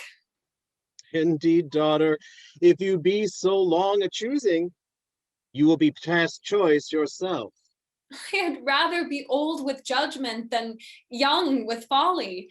And since you have been pleased to trust to my discretion, I would not willingly betray that trust by the haste of my choice. You speak well, daughter. Heaven grant you do well. But pray, sir, give me leave to ask you one question. What's that? I would fain know whether my lovers do first address their suits to you or to me. Their suits they address first to you, but their inquiries are made first to me, to wit, what portion I would give you, and whether I intend to settle all my estate upon you. It seems they consider my wealth before my person. Yes, and all wooers do the like. Not lovers, sir. Yes, yes, for they woo first, marry next, and love last. Madam? Madam, hello? Oh, madam, I see you are a beauty, and report speaks you virtuous and wise, which, if so, I hope you'll choose an ancient lover before a young one. No question, sir, but an ancient lover expresses more constancy in his love than a young one doth. But ancient love requires a great deal of time, and my father may die before I make my choice. You mistake me, madam. I mean an ancient man that loves you. There is great difference between an ancient man and an ancient lover. But, sir, by your discourse, I perceive you pretend to be a lover. My love is not pretended. for I really do love you. How can I know that? By proof, for I'll not require any portion with you, since I am rich enough without. Nay, I will not only take you without a portion, but make you mistress of all my wealth, insomuch that I will freely give you all I am worth, and I wish I were worth millions for your sake. Sir, you express more love in your gifts than all my young suitors in their words. And if you will confirm your promise to my father, which you have now made to me, I shall accept you for a husband and promise you to be an honest and loving wife. Let us both go to your father and conclude the bargain. How do I turn this off? Is Dr. Curall so industrious about the old lady riches? Yes, sir. He was very busy in preparing of cordials, ointments, and such things, and was angry that I came in with a message from you. For he bid me begone, for the lady, he said, could not hear love messages. She was so full of sciatic pain and gout. Oh, but the old lady did favor me and chided the doctor for bidding me to be gone. For she would have heard my message when her sides were anointed and her gouty toe plastered. And did you stand by till she was anointed? Yes, sir, for she did desire me to help anoint her sides, whilst the doctor laid a plaster to her toe. And now, did she like your service? So well, sir, as she said she was never better chafed and rubbed in her life. But I suppose it was for your sake. But when I am married, I shall not allow her, my clerk, to anoint her sides, although she be so old to go upon crutches. Sir, there is a client without desires to speak with you, and there is a gentleman without that doth rail bitterly. For what? Because his lawsuit went against him. He says that all the poor cavaliers are not only undone by the wars, but also by the lawyers. Ugh, these poor cavaliers are very troublesome. Alas, their losses make them impatient. They're so poor that lawyers cannot gain by them, wherefore we are for the other party, who are so rich that 'tis fit their purses should be emptied. But if they get their suits, sir, the poor cavaliers pay the charges. Hold your prating and bid Jack Clerk come to me. Have you writ those deeds out? Yes, sir. And have you copied out those cases that I am to plead for and against? Yes, sir. 'Tis well done. Sir, you were pleased to seem to favor me. I do really love thee, and will do thee any favor I can. Then I desire you would be pleased to plead a cause that concerns a kinswoman of mine.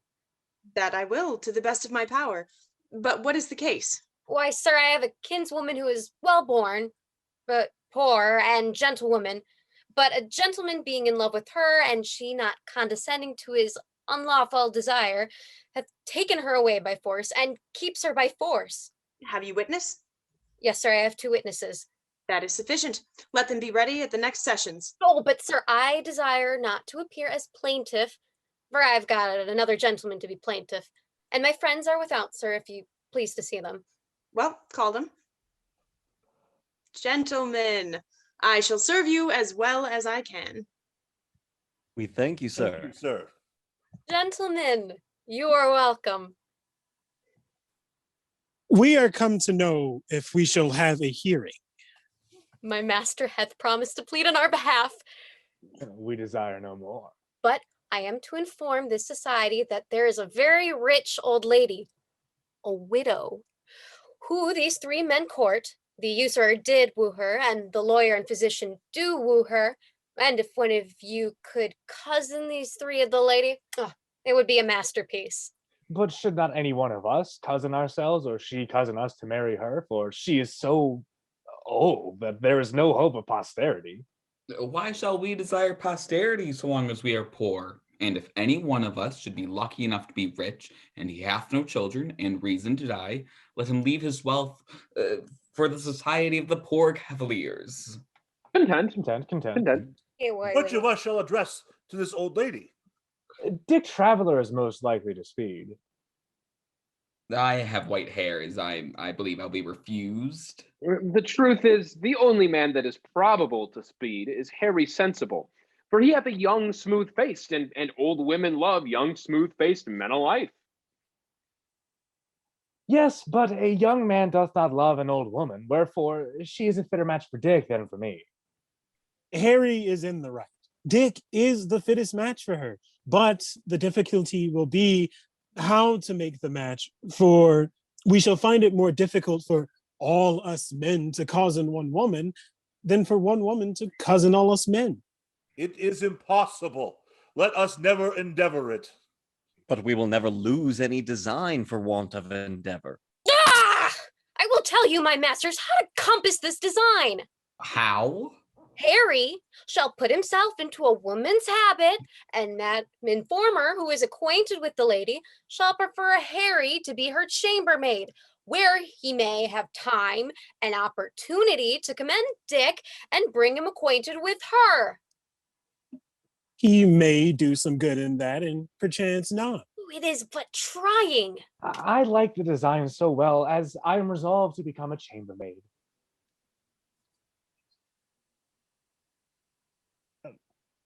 But we shall want thy company in the meantime. No, I am confident I shall get leave sometimes to go abroad or find some ways or other to slip out. But you cannot change your habit suddenly. I shall not have occasion, for you all know me. Come, let us about this business. Oh, but first you must go with me to hear the cause tried. Content. Content.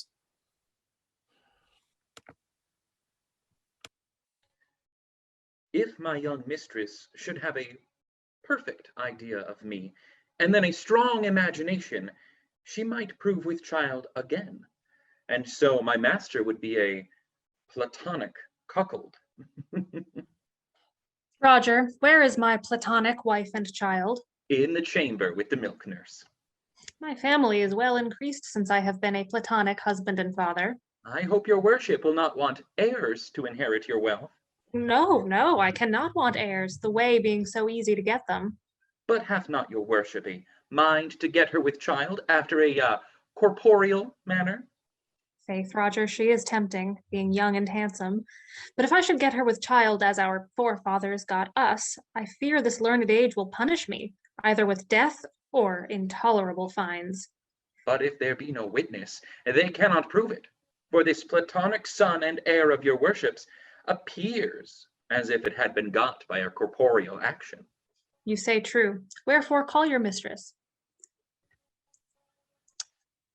My imaginary wife, how doth our imaginary son? Very well, sir. But doth he corporeally suck? Yes, sir. I wonder at that. But my greatest wonder is how that an incorporeal conception should come to be a corporeal child. 'Tis like spirits that take bodies, sir. But may I not lawfully get you with child after a corporeal manner? Yes, truly, sir. Then let us go to bed and try if I can get a child after the old corporeal way, for I never know when this child was gotten. But I must be ceremoniously married first. Hang ceremony. Those children never come to good that are got with ceremony. But I cannot lie with you corporeally unless you honestly marry me. But I tell you, I did not know when I got this child which I am forced to own. 'Tis true, sir, but that was begot by your idea and my imagination, and not personally. Wherefore, if you desire to lie with me, you must first marry me, otherwise the law will severely punish us, and they would be glad we should give them that occasion that they might take away your wealth. Faith, thou shalt rather breed by conceit than I marry really. But if we must not lie together corporeally, may we not kiss corporeally? Truly, sir, I never did kiss any man, but in the way of a civil salute. But did not my idea and your imagination kiss? Yes, sir, but not corporeally. Faith, I have a natural desire to thee, but I dare not marry thee, for fear I should be made a cuckold as I have been made a father. Truly, I am very chaste, and I shall make a very honest wife. And if you promise to marry me, I will discover by whom you've been deceived. If you can prove yourself honest, I will. Then know this, sir. This child, which is laid to your charge, is none of mine, but a bastard of my brother, Captain Valor's. But by reason my brother was ruined in the civil wars, and I having lost my portion in his ruin, I had not means to maintain myself honesty according to my quality.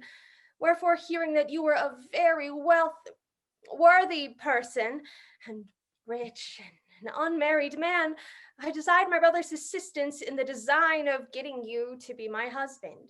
But this design could not take effect if we had not counterfeited a spiritual court and a judge, which the judge was Mr. Traveler, and the doctor was Mr. Fullwit, and the lawyer was Mr. Sensible, and my brothers, lieutenant and major witnesses, all gallant, valiant men, but poor cavaliers, so that the design was honest, but the management was full of deceit. But what was she that was the midwife?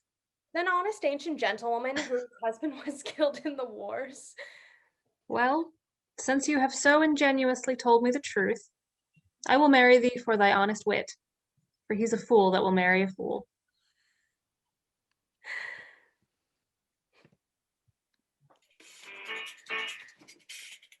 Welcome to the Newcastle Court of Judicature.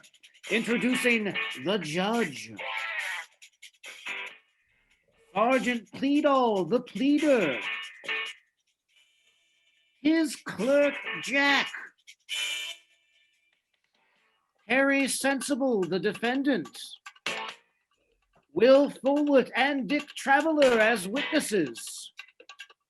Captain Valorous, the plaintiff. And Lieutenant Fightwall and the old man as witnesses.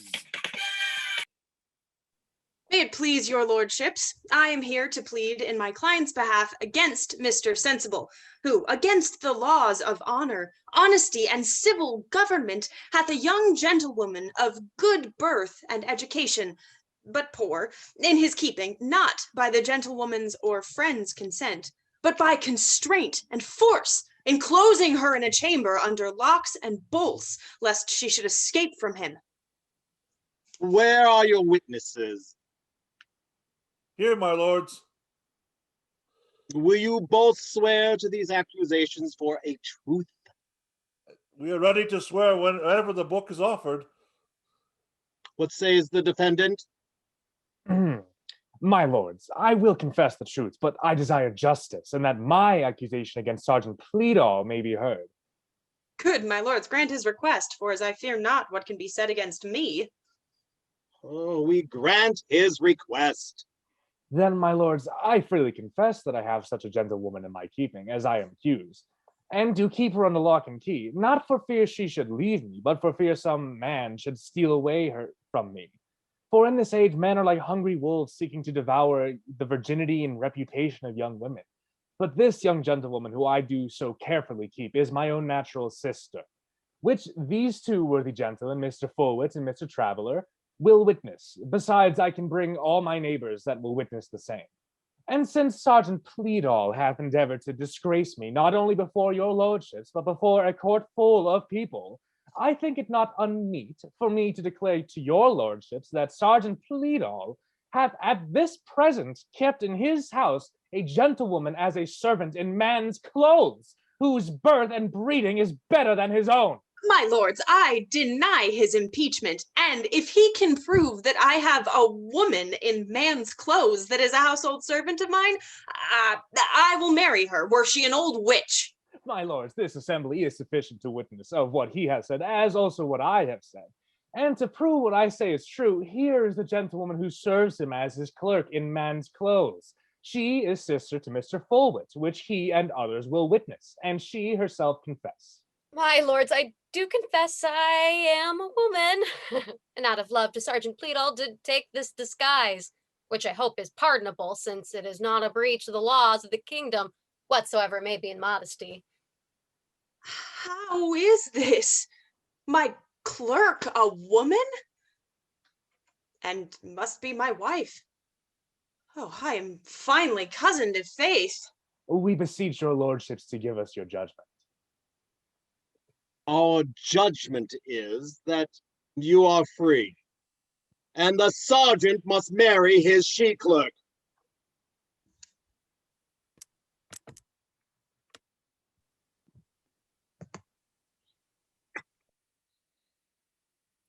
Pray, sir, tell me whether you approve of my choice. To speak truly, daughter, you have chosen very wisely, but your youth will agree with age. I cannot tell. Never fear it, sir, for I shall love age in a husband better than youth in myself. Well, heaven bless you. Sir, report says that the lady, your daughter, is to be married to an ancient man, to the great disgrace of her other suitors, youth, beauty, and bravery. And therefore, they desire that before she marries, she would be pleased to give them all a public audience. Daughter, answer this gentleman. Sir, pray tell them that I cannot civilly deny their request, in case they be pleased to give me leave to make a public answer. No question, madam, but they will, and I shall inform them of what you say.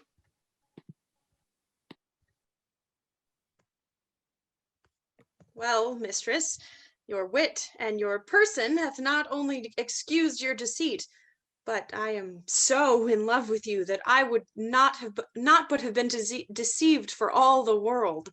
Sir, with your pardon, there is one more deceived besides yourself, and another like to be.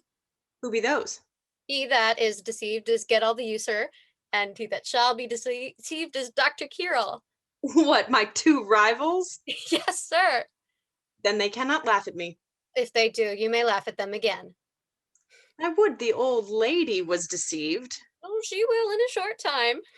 Faith, I find that the cavaliers are the best deceivers. They have been so oft deceived themselves that they have learned by their own misfortunes. But we will not deceive each other, but go to your brother to dispatch our marriage.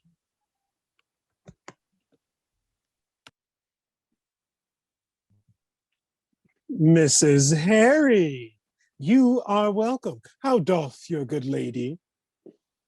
My lady at this time is troubled with love in the heart and gout in the toe.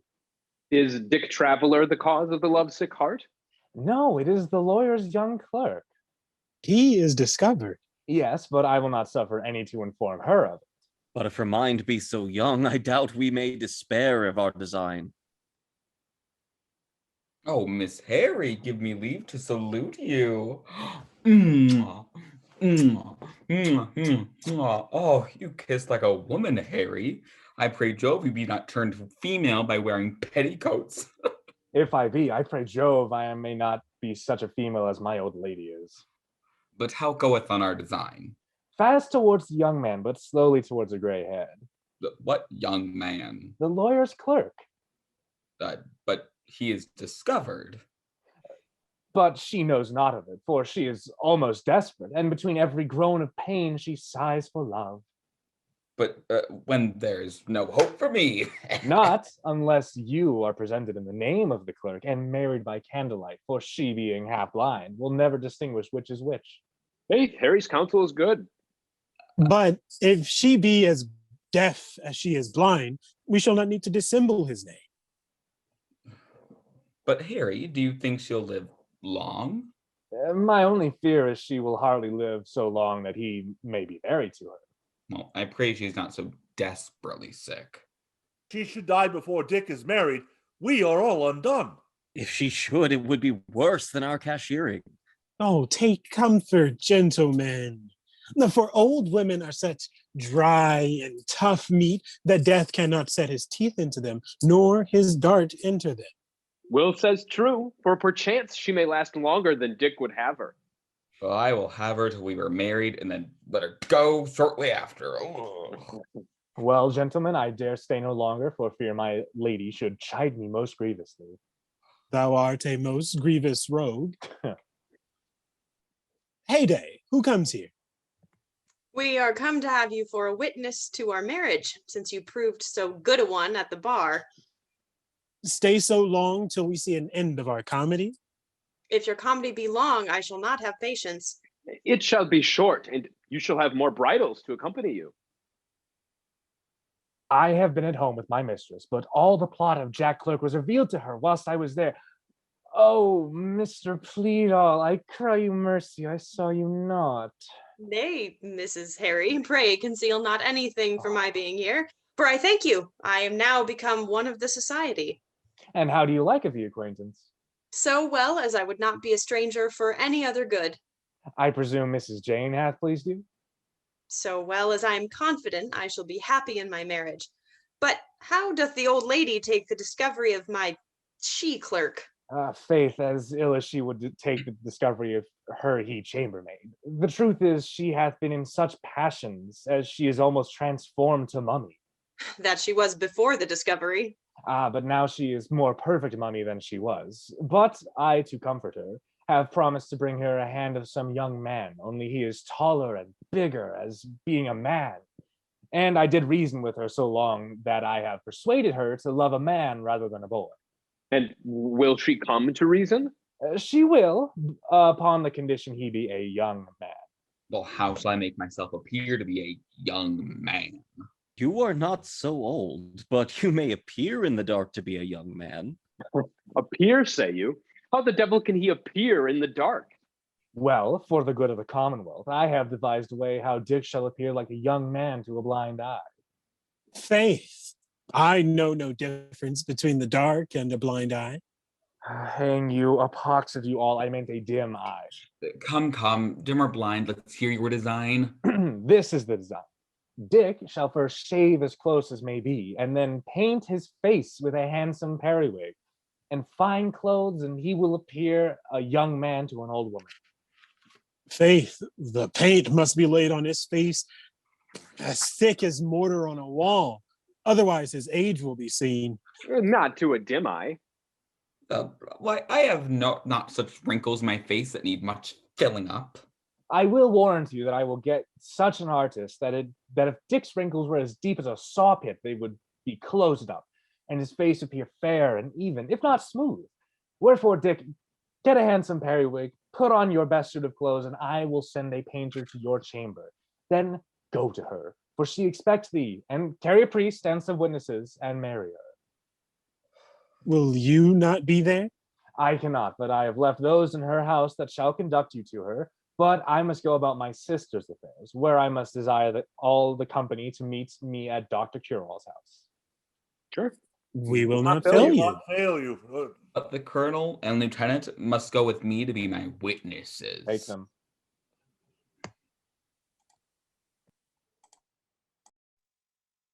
Give me my cloak, for now the clerk being proved a woman, I hope the old lady will accept of me, and that will be a double good fortune, that my rival is cheated.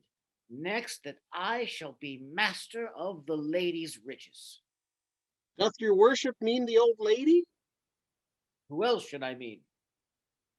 Sir, she was married last night about 1 o'clock, as her servant told me this morning.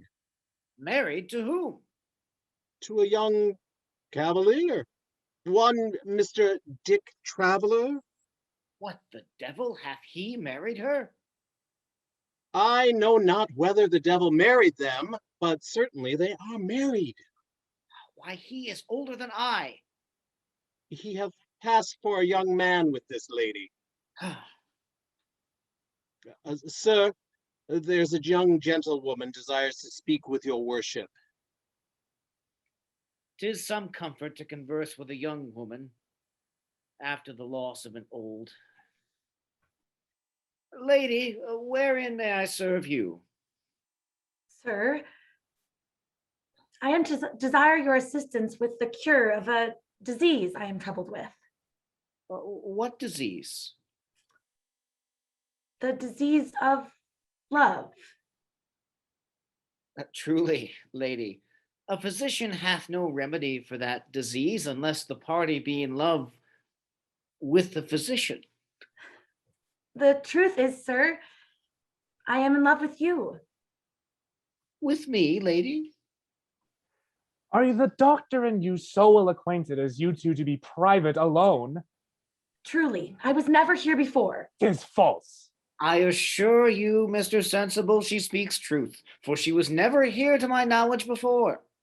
I perceive you both agree in a story, and I take it as an affront you should entertain my sister in private. I vow to heaven I never saw her before this time, nor I knew that you were her brother. This answer will not serve me, for I will have satisfaction. And as for you, sister, I will offer you up as a sacrifice to honor. Sir, 'tis unworthy to draw your sword upon a woman or to fight with an unarmed man. I do not intend to fight with you at this time, but to kill my sister. For what? For visiting a man and being alone with him in his chamber. And why is that such a crime? 'Tis such a crime that unless she can prove she is married or assured, I will kill her. Good doctor, save my life. Then, sir, give me leave to tell you, we are agreed to marry. May I have your consent? I must have time to ask the advice of some dear friends first. Good brother, consent without advice. That I will not. Then send for your friends hither. I have nobody here to send. You may have 2 or 3 of my servants, if you please. There are 2 gentlemen below that desire to speak with Mr. Sensible. They are come as I desired. Pray, bring them in. Dear Will and Captain, I was sending for you both to ask your advice about a cause that hath much troubled me, which is a great concern both to my justice and honor. What is it? I, coming to see Dr. Curall, found my sister out of my house discoursing here alone with the doctor, which is a great discredit for a young virgin to be not only abroad without attendance, but in company with a man alone, and in his chamber. That is not well. I did not believe Mrs. Anne Sensible would have done such an act. Gentlemen, the lady is not in fault, for she and I are agreed to marry, if her brother consents. That is another case. And will not you give your consent, Harry? I cannot tell. Come, you shall consent. Yes, you shall. Doctor, give me your hand. And Miss Sensible, give me yours. So join them together. Do you agree truly and really to marry? We do. Then, Mr. Sensible, give them the joy of their contract. I wish you both joy. Come, come, Captain Valorous. Let us go to the church, for I am impatient. Not so impatient as I. Have faith, we come in here but to take another couple along with us. Are they agreed? They are. They only want that ceremony you do, and all is sure. Oh, I only come here to make one fill up with matrimonial triumph. Oh. How doth my old lady like the young blade? Oh, so well as she is so well pleased it hath made her half young again. Oh, welcome, Mrs. Informer. By my troth, my heart did tremble for fear I should not come time enough for these fortunate nuptials. Well, to let all this company see that I, the first deceived, am as well, if not better pleased than the deceivers, here I do promise to give my brother, that must be Captain Valorous, 20,000 to maintain his bastards, to discharge his whores, and to marry a virtuous and honorable wife. Also, I give Dr. Feelpulse, Will Fulwit, 5,000 pounds, and Harry Sensible 5,000 more, and 5,000 pounds to the lieutenant, and 5,000 pounds between the colonel and Mrs. Informer. As for my judge, Dick Traveller, I did intend to have feed him well, and to give him money to have bought a place in the Arches, but he is better provided. I cannot present the whole society, but I will make my brother Fulwit's 5,000 pounds you gave him 10. So I will give as much to my brother, Harry Sensible. I will present the rest to the society. Let us go unto church to make all sure, for nothing in extremes will long endure. Let's stay. We must go to the hearing of my cousin Prudence's cause first. Then we shall have another couple.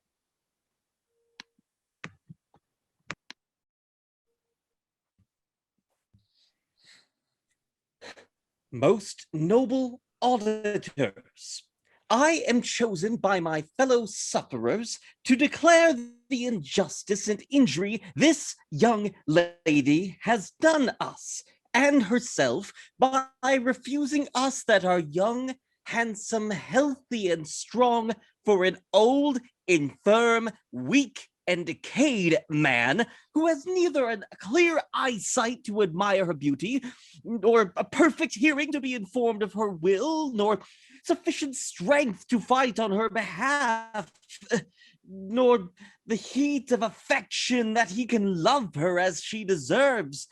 Indeed, it is not to be suffered that old men and women should marry young persons, for it is as much as to tie or bind the living and dead together. For it cannot be truly said that old age is dead, for all creatures corrupt before they dissolve. And we are taught by our holy fathers that we must put off the old man and put on the new man. Wherefore, 'tis not lawful for this young lady to marry that old man, it being both against church and state, as not profitable to either, but disadvantageous to both. Most noble auditors, I come not here to express either my wit or malice, but to defend my honest cause and to express my true love. Wherefore I shall briefly answer this gentleman's objections. First, as for the injustice he accuses me of, I utterly deny that I am guilty. For to make a lawful choice is no injustice to them, and to refuse a young man before an old and wise one is no injury to myself. Next, what he says of their handsomeness, health, and strength, I answer that in my opinion, a handsome man is an error in nature, and health and strength are very uncertain in young men. For their vices decay one and impair the other before their natural time, whereas the infirmaries of old age are natural, neither infectious, unwholesome, or dangerous to their wives. And though ancient men not have their hearing so quick, nor their eyesight so clear as young men, yet have they quicker wits and clearer understandings, acquired by long experience of all sorts of actions, humors, customs, discourses, accidents, and fortunes amongst mankind. Wherefore old men cannot choose but be more knowing, rational, and wise than young. Concerning the church and state, since they do allow of buying and selling young maids to men to be their wives, they cannot condemn those maids to make their bargain to their own advantage and choose rather to be bought than sold. And I confess, I am one of the number of those, for I'll rather choose an old man that buys me with his wealth than a young one whom I must purchase with my wealth, who, after he has wasted my estate, may sell me to misery and poverty. Wherefore our sex well pray from young man's ignorance and follies, from their pride, vanity, and prodigality, from their gaming, quarreling, drinking, and whoring, their pocky and diseased bodies, their mortgages, debts, and surgeons, their whores and bastards, and from all such sorts of vices and miseries that are frequent amongst young men. Good Lord, deliver us. But for fear of such misfortune as to be a wife to a young man, I will marry this ancient man. And so, cousins, I am, if you please, ready to wait on you in church. The sociable companions, we hope, do fit your judgments, fancies, and your wit. This lady is ambitious, I dare say, that all her hope is that you'll like her play, which favor she esteems at a high rate, above title, riches, or what's fortune's fate. She listens, with a trembling ear she stands, hoping to hear your joy by your glad hands.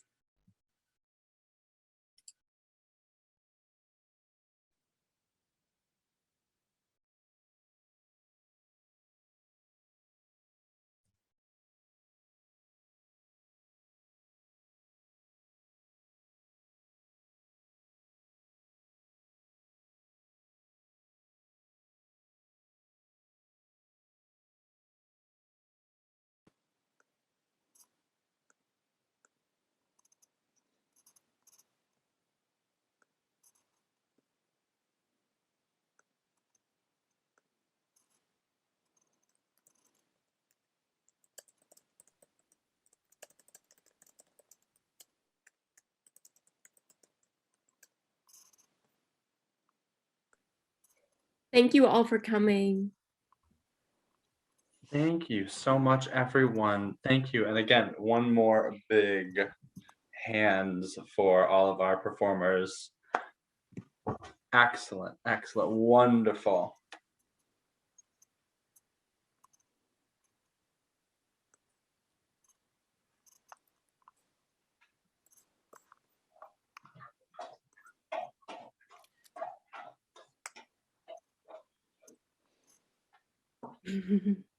All right. Any more applause from anybody we're waiting on? Any more?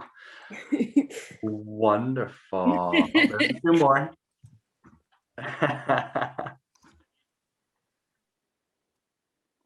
How fabulous. Well, while we're waiting for just a few more applause, just a few notes at the end here. Once again, there are lots more at SweetTea Shakespeare. If you enjoyed this performance this evening, just another heads up, we have the Sea Voyage coming up from the Green Tea. Those are the SweetTea's under 18 company. Again, that's a professionally filmed streaming production of the Fletcher Messenger Swashbuckler, performed entirely by their Green Tea artists. Again, that's April 10th. Again, Shakespeare fans, Much Ado About Nothing and A Midsummer Night's Dream this summer in April and June, respectively, in Fayetteville. Also, please be sure to check out the Shipwreck Festival. That's all digital. It's 3 months of all Zoom shows and audio dramas, again, predominantly featuring shipwrecks. Again, Shakespeare to contemporaries, and again, a Peter Pan adaptation, which will be wonderful. I'm looking forward to that. So I know I saw some comments in the chat. Do we have any questions for the cast or anybody? Do we have questions for anyone behind the scenes? Do we have anything fun? While you're thinking of questions, go grab a cocktail, go grab a drink, hang out, de-stress. I finished mine, so I was gonna say, so it's time for another one. So if you've got time, any questions? Well, look, oh, there's chat. All right, anybody? Wonderful. Here's my question, we'll get going. What was, and again, you don't all have to answer, anybody can who wants to. What was your favorite part about doing a production like this? I suppose it's something totally different than any of us have experienced before. It's something that, you know, while we all love the theater, it's been hard this year to do anything really with that. So if some of you want to kind of chime in with what were your favorite parts, maybe some what the challenges were about this, and kind of take turns and some ideas off each other. I mean, I really liked how normally on stage and theater, a lot of it can feel like a conversation, and through Zoom, it still feels like we can have that element, even though we're not together in person. So that's really been nice for me. And I like that we can still kind of put on a performance together that way.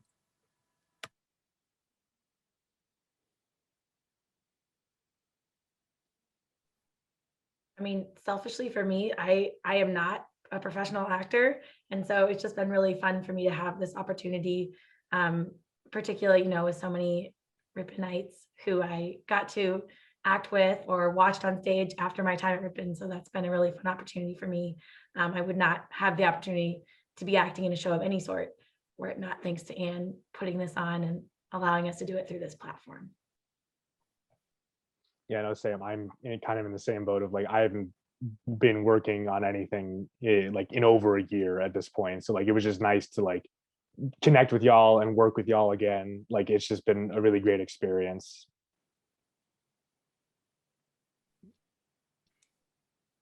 Definitely, just want to kind of following up on what they were saying. It's really nice to be able to actually do something, some sort of dramatic production again, and especially with people that I've worked with in the past or knew of but didn't get the opportunity to work with. It was nice to see all the familiar faces and kind of reconnect in a way.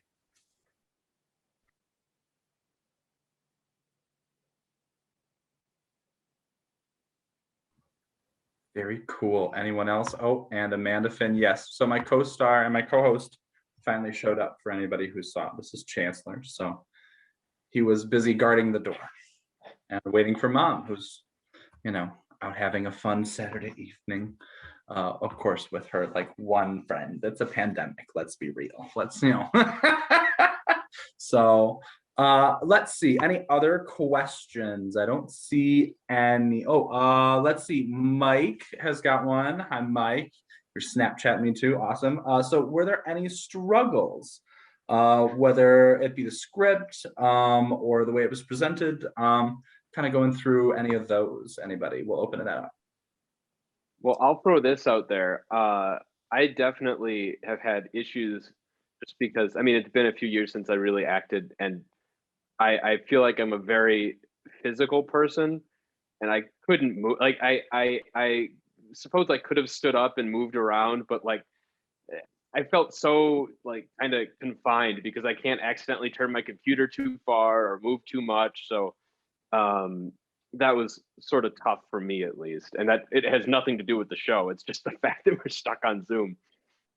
Yeah, and going off of that, there's so many different elements in the script where like all these like physical comedic elements could have been like in my head. I totally imagined like that sword fighting scene with Harry and Anne. Like that would have been so great to do on stage. And it's kind of a bummer that we weren't able to do that, you know, because of COVID and everything. But it's just like those sorts of things would have been cool to see. But I'm glad that we were able to sort of take time to figure out how to get some element of that here. I also will say that having two members of the cast that live together has definitely been a fun adventure. Jimmy is in the living room and I'm in our guest room and just trying to figure out like, all right, can you hear me? Can I hear you? Can the audience hear us?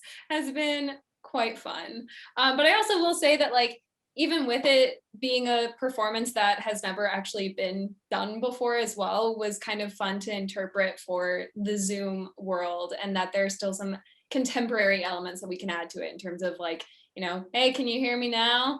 Type thing. Like I definitely think that for this to be a premiere of it of sorts, that this is an interesting take on it. Kind of bouncing off what everyone said, I'm also a very physical actor, but due to my kind of last minute studio redo here, I did the whole show on my knees because I'm also quite tall. And so adjusting for that would have been sort of awkward. And I have a couple of children over there, so I kind of needed a quiet space that forced me into the awkward position. A hero.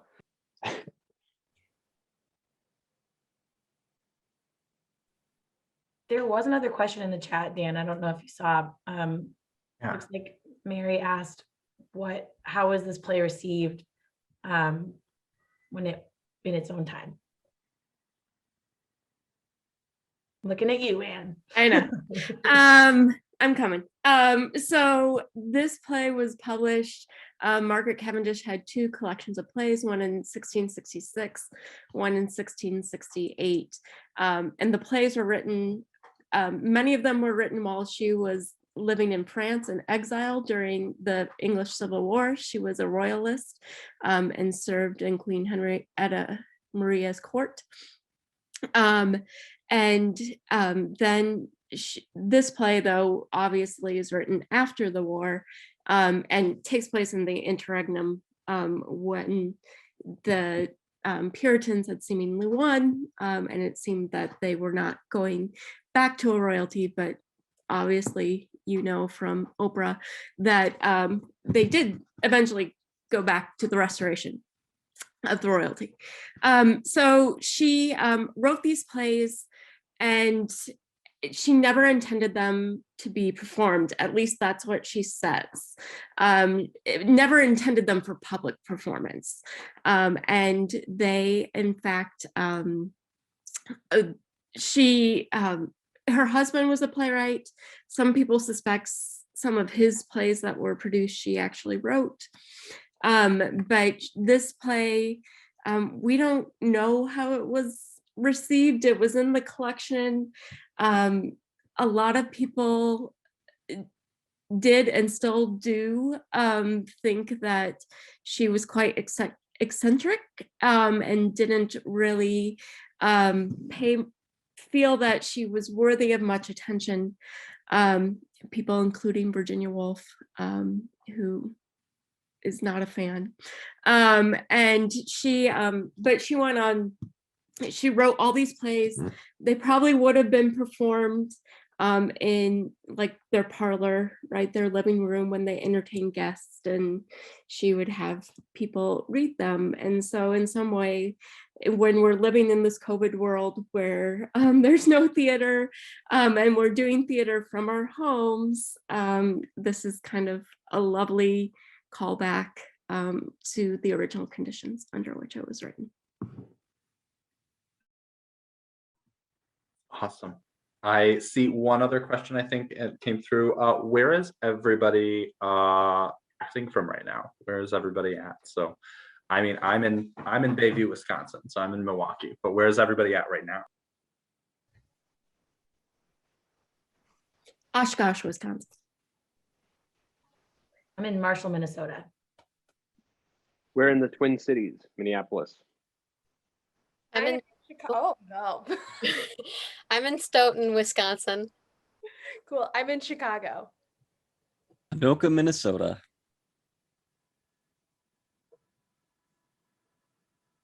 I'm also in Chicago. I put it in the chat. My dog is crying. I don't know. I'm in Stanton, Virginia. I'm in Appleton, Wisconsin. I was in the Chicago area, but during the course of the show, I transferred over to Oak Creek, Wisconsin.